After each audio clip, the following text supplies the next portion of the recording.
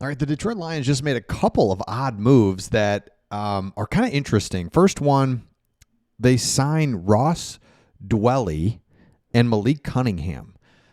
First kind of odd move is the Malik Cunningham. So if you remember, Malik Cunningham is basically Lamar Jackson, just not as good, obviously.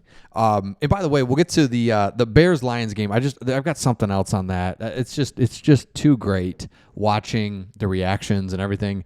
There's something that I loved. And let me know in the comments, what was your favorite part of that Bears-Lions game? Was it St. Brown just doing his normal thing, 10 catches, 3 TDs, Jared Goff almost being perfect, J-Mo going deep, running backs doing, like, two-headed monster running back doing his thing, DeAndre Swift fumbling. I think that was my favorite, DeAndre Swift fumbling. The guys leaping into the stands at the end, Jared Goff, like, struggling to get up there, and that family, like, so many cool things. Let me know your favorite moment. We'll get to it here in just a second. But we signed Malik Cunningham going into the Baltimore Ravens game. So I say this is odd, but maybe it makes, like, total obvious sense that we're signing Malik Cunningham to the practice squad to give us a Lamar Jackson look, is what it sounds like. Dual threat quarterbacks, both play at Louisville. Both fell in the draft. He actually backed up Lamar Jackson there at one point. Kept it himself. Here he is, just, I don't want to get a thing, but he's just running back in Louisville days. Love it. So that's kind of odd, just because it's like, oh, do we need a quarterback or why? He's a QB wide receiver. He's not really a great QB. He's not really a great receiver. So Malik Cunningham's number one.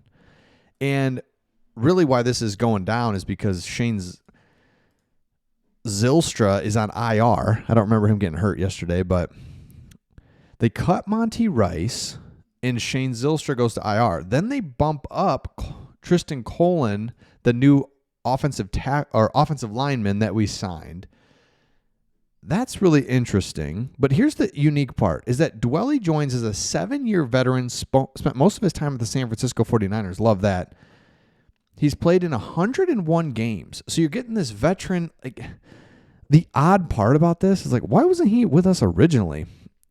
He's out there, right? So love that. I mean, again, it's a third tight end, so it's not the biggest news in the world, but it does feel like we upgraded at tight end.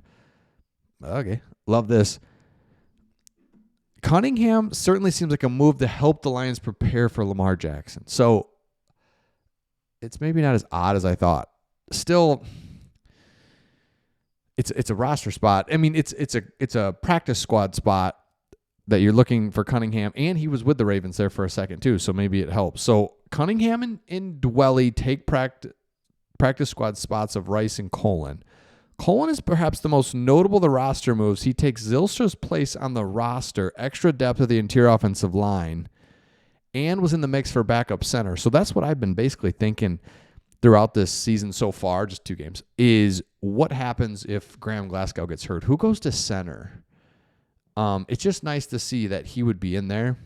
So I like that. But real quick on Malik Cunningham. He was with the Patriots in 23, and then he went Ravens for 23 and 24, and now he's with the Detroit Lions. So he has only been he's only 26 years old. I mean, love a good dual threat quarterback. So I would love to see him kind of ball out, be our backup quarterback, but long way to get to that. Okay.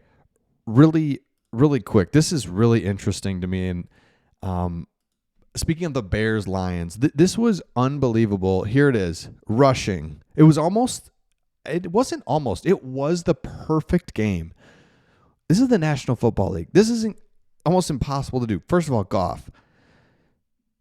Just 12 yards at an attempt, rating of 155, 156. Rushing. Look at this. Gibbs, 12 rushes, Montgomery, 11. Each got a touchdown. Couldn't draw it up any better. Each guy, great day at the office. Basically 10 carries each. Love it. Laporta, why don't you just get a couple catches, right? Nothing crazy, but that's perfect. St. Brown, 9 catches, 115, and 3 touchdowns.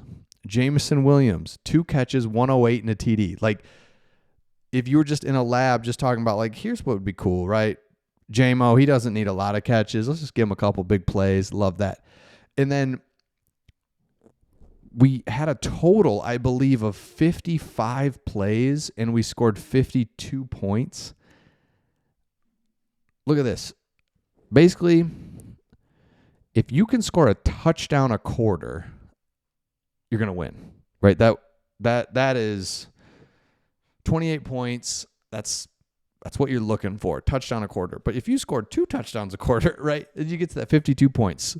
So the Lions scored 50-plus points for the third time. Maybe you've seen these stats, but this one is my favorite. There's a ton out there. The rest of the NFL in the last 3 years has done it 1 time. The Lions have done it 3. Ben Johnson, here's the thing, if you're a Bears fan that you got to be really concerned about. What if the Lions have really good players? They do. Okay, what if they have really good players? They do. What if Dan Campbell was more involved in the offense than we think he was? So now Ben Johnson, who is this whiz kid, right?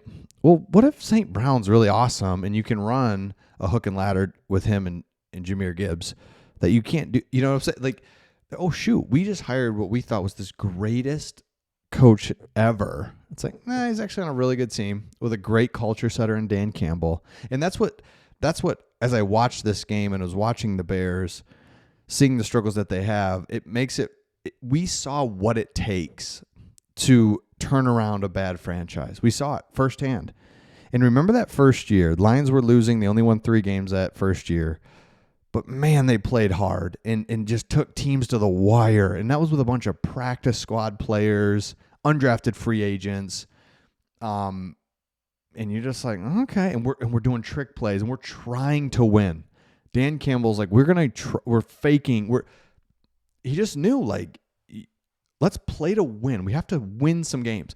And so when you watch the Bears on the other side, it's like they are so far away. It's magical.